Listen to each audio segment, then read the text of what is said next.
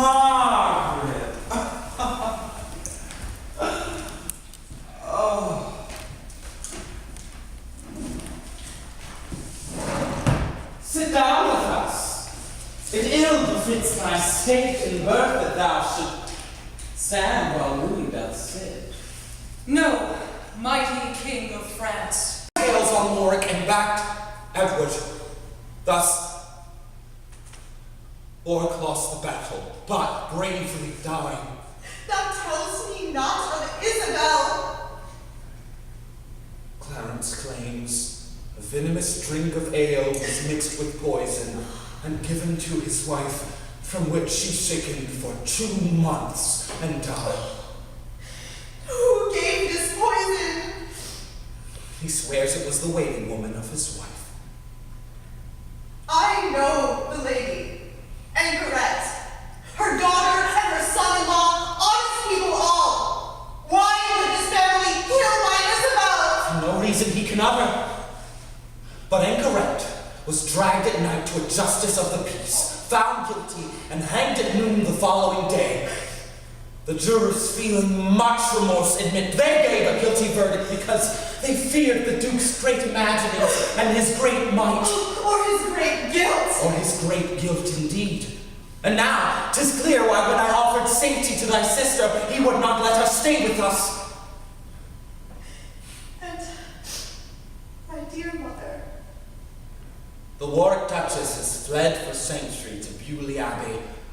Clarence takes her goods as if she's died. Oh! Mother!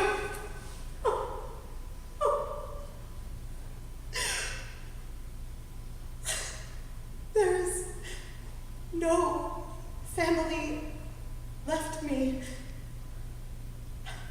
All my comfort is in my sister's tomb.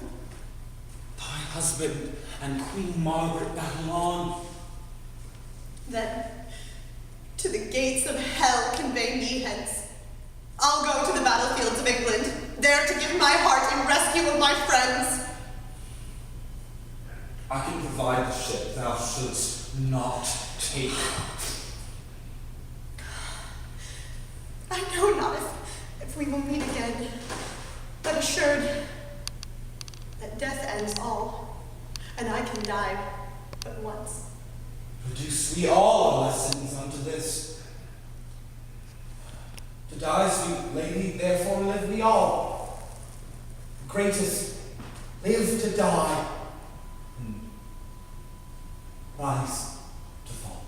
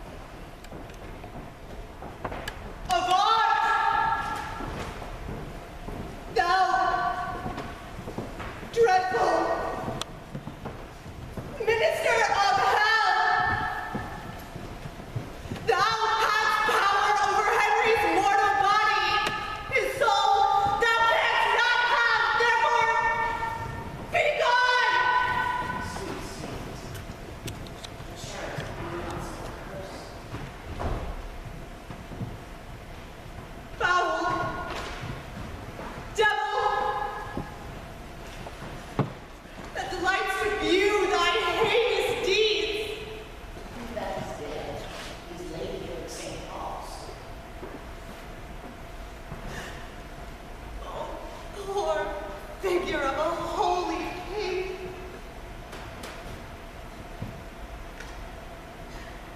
Pale ashes of the house of Lancaster. Already healings and miracles are told of those who view that body. Dear Henry, hear the lamentations of poor Anne, wife to thy prince Ned, to thy slaughtered son, stabbed by the self-same hand that made these wounds. Oh, cursed be the blood that let this blood from hence! Cursed be the heart that had the heart to do it! And if ever he have child, abortive be it! And if ever he have wife, let her be made more miserable by the death of him, as I am made by my Prince Ned and thee. Say that I slew them not. Then say they were not slain, but dead they are. And 'tis thy bloody self that ne'er dreamst on aught but butcheries killed my Ned and killed this king. I grant you, Henry. Dost grant me, hedgehog? Then God grant me too. Thou mayest be damned for that wicked deed. Henry was gentle, mild, and virtuous. It is better for the kingdom of heaven that happened. For he was fitter for that place than earth. And thou, unfit for any place but hell. Yes. One place on earth. If you'll hear me now. Some dungeon.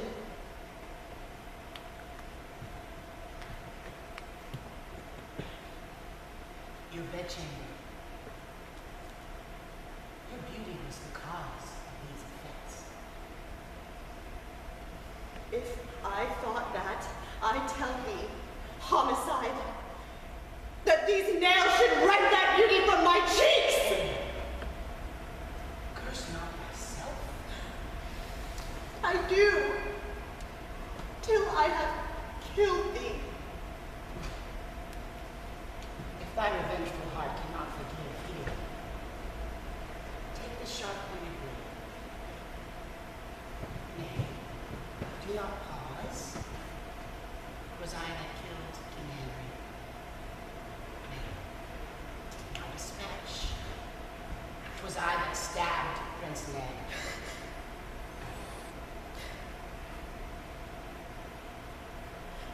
Thou hast made the happy earth my hell. I know the cause of thy frail looks. 'Tis Clarence has kept thee starved and beaten, freezing in cells beneath his castle. Please don't send me back. Please don't send me back to Clarence. I think gave orders not to turn the key the night you escaped. For I am angry at my brother George, who dares to keep thy ladyship from court. I know that he poisoned my dear sister, but know not why his anger's turned on me. Heir to a world fortune. Clarence will be more powerful than Edward. Half the estate is his, by Isabel, the other half his, by Anne. And thy new husband kept it vague. New husband. Here.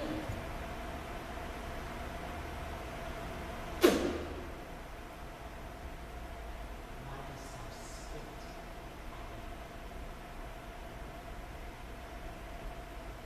Would it were mortal poison for thy sake. Never came poison for such sweet a place.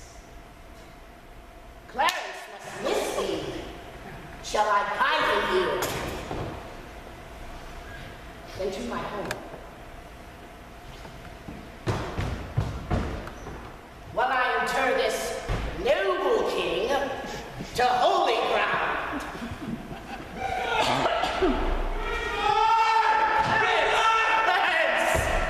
What news abroad? No news so bad abroad. At home, the king is sickly, weak and melancholy. Oh, the affected evil died along. But in his sickness, I am to the tower. Richard, go to him. Tell him our Father Lord blessed us from his soul to love each other. 'Tis not Edward that sent you to the tower, Clarence, but Woodville, his wife. 'Tis she that tempts him with his harshest extremity. Heaven, I think there is no man secure but the Queen's. King.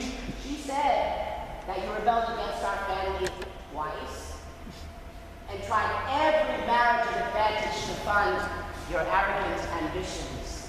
Marriages are offered me. I seek them not. I have the gold Isabella gave me. Not on the carpets that Jesus gave me. Richard, go to him. Beg help for me. Richard! You've reasons now to drown your sorrows in a barrel of sweet white mountain notes. Make sure his head stays under long enough to rid me of his false anger. Rose of Henry VI, my husband,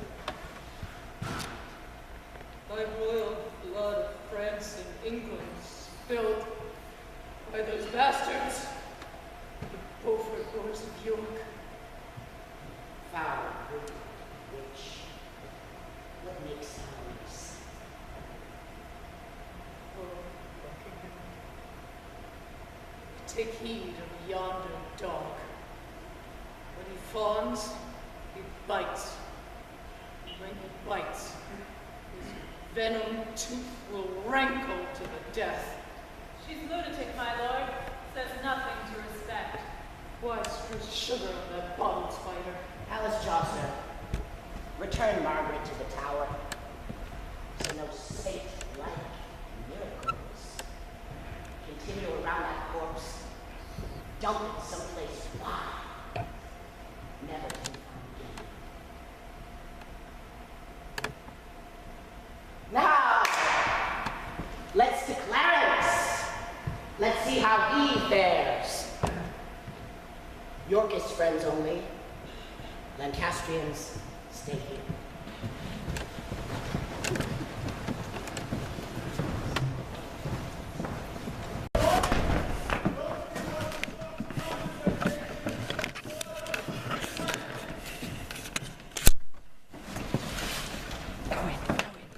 Those who belong to the house of Lancaster must follow me. Wait, you want quickly to safety?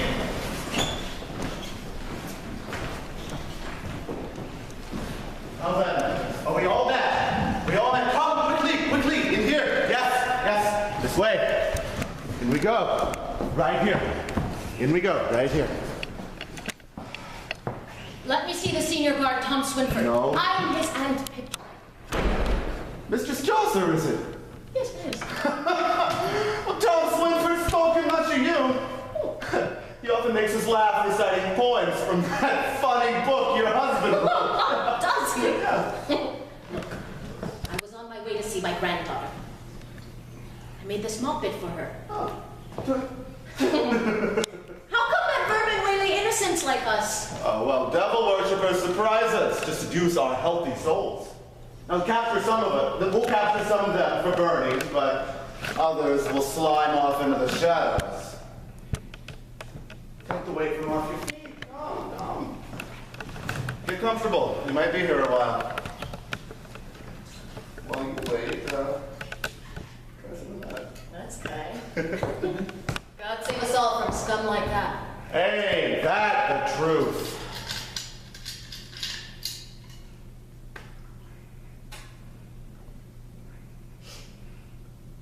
I'm glad you know my husband's book. Oh, I think everybody knows the Canterbury Tales. Was Master Chaucer famous when first you met? No. We were but 10 years old. Both servants to old King Edward III. How'd you get to serve so great a family? My father was a servant to the lady who wed King Edward. And my older sister Katie took care of John Gaunt's children. John Gaunt, the Duke of Lancaster, King Edward's son? When John Gaunt's first wife died young, my Geoffrey wrote a nice long poem as memorial. John Gaunt loved it. He showed it to all his royal friends. And overnight, Jeff and I were quite well known. Well, John Gaunt was long before my time. No. Keep it. I'll go and search for you, Tom Swinford. Tom's mother, my sister Katie, was a beauty. At least the breasts were incredible. When Katie's husband died, John Gaunt took her to his bed. It didn't hurt to have my sister sleeping with the richest man in England. But, as rich folk often do, John Gaunt married money once again, whilst keeping Katie on the side. So, Katie had 2 sets of children. Her Swinford kiddies by her husband, and then a set of bastards by John Gaunt. Now, John Gaunt wanted a fancy last name for his bastards, so he called them Beaufort, after some castle that he owned in France. And 20 years passed by. Then, John Gaunt's second rich wife died, and he shocked the world by marrying our Katie.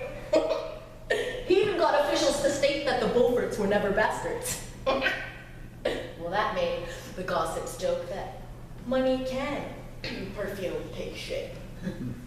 But it's pig shit just the same. Katie bore the rude remarks by telling me, "We've not done badly for 2 serving girls. You married to a famous poet and me to the Duke of Lancaster. If snobs don't want us at their table, we won't starve."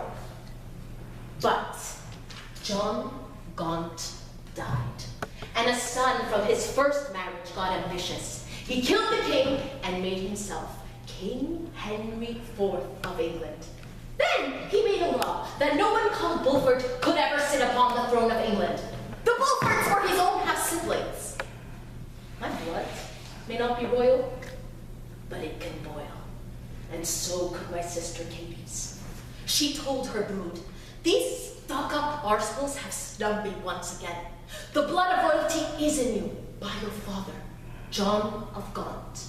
So, look into every moneyed household and see if there's a vacancy for someone's spouse."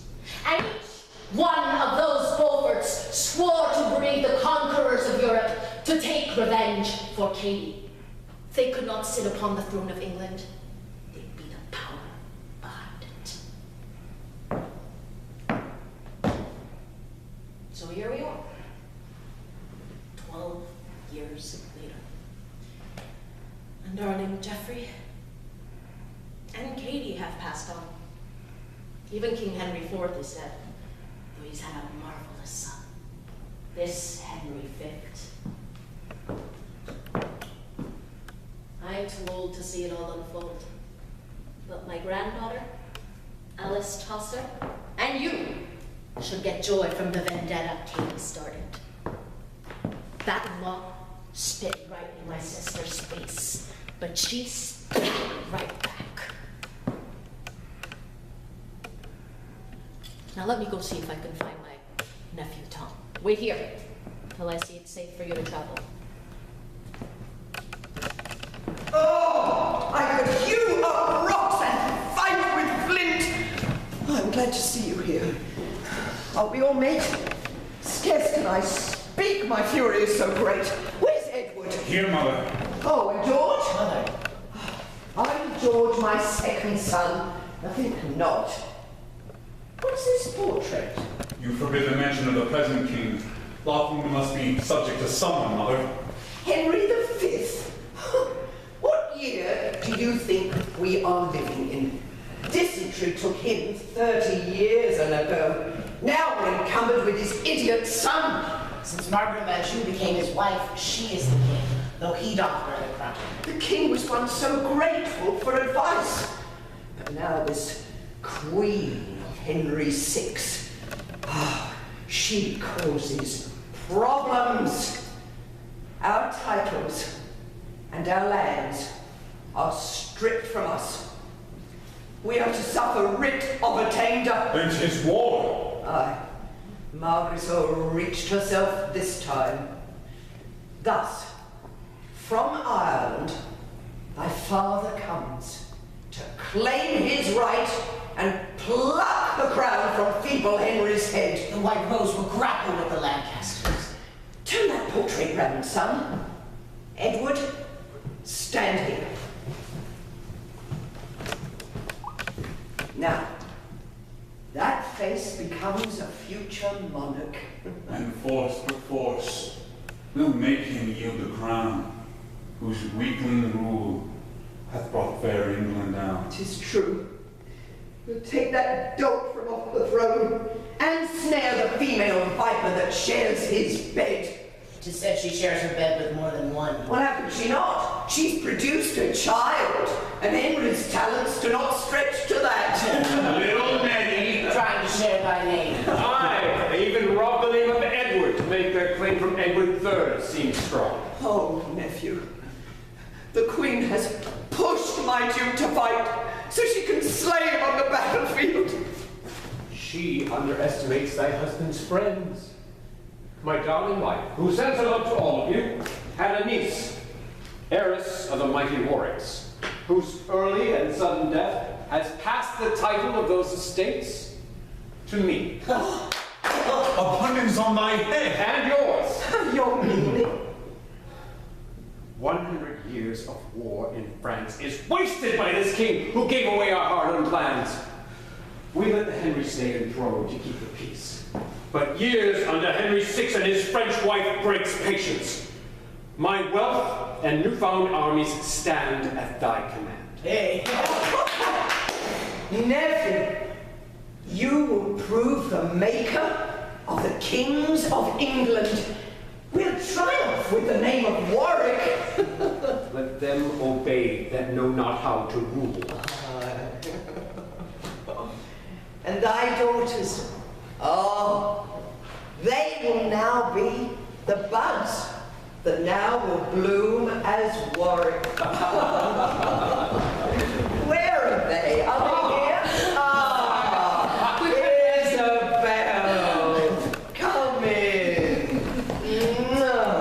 And come on.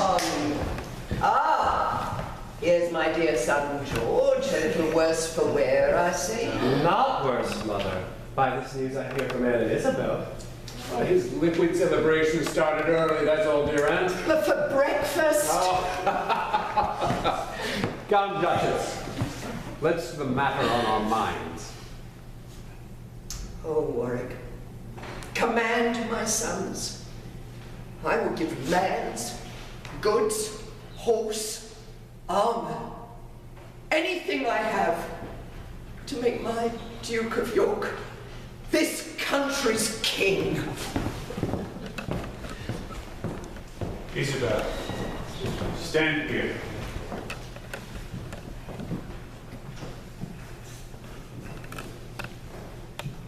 See that reflection?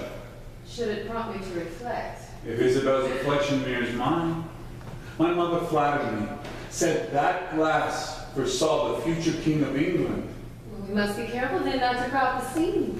We must be careful. The king must gain a queen. Those Beaufort bastards claw another crown. Mother would wither us to hear that jibe. Doth she petition yet the bourgeois pope for sainthood for fleshy Mistress Swinford? Who's Mistress Swinford?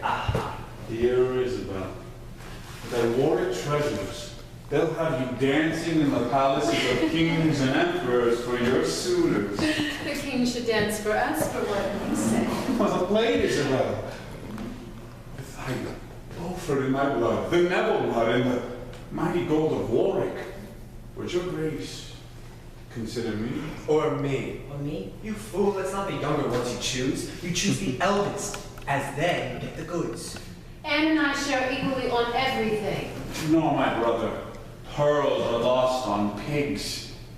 Pearls are lost upon A Swineford? Why, how now, my brothers? Why the strife? That bastard blood still marks all three of us. The thing more clearly marks thyself than us. What is this quarrel? No quarrel, but a slight contention. About what? About the blood that courses through our veins. I'm puzzled by this talk of bastardy. And your mother says that you will be kings of England. Bastards may not sit upon the throne. Our blood, through two sons of Edward III, flows to us purely royal, from head to toe. Oh, Grandma Mortimer, where are Grandpa York? How can you get more royal than that? We know that the kings descend from John of Gaunt. Because those cousins took the throne by force. They captured Richard and murdered him. What family lessons have been missed on you? Well, I've never heard of a Mistress Swinford. Oh, tell us. Oh, yes. Please do. John Gaunt wed Blanche of Lancaster. That meant gold. Lots of gold. But Blanche died young, and while Gaunt married another wealthy heiress, Katie Swinford, who was a servant in the house, gave birth to John Gaunt's bastards. Then Gaunt, through wives, became the richest man alive. And Katie? Lucked out. The heiress died, Gaunt wed the middle-aged whore, Katie, and bribed the Pope to say the little mongrels she had bred were born within the bounds of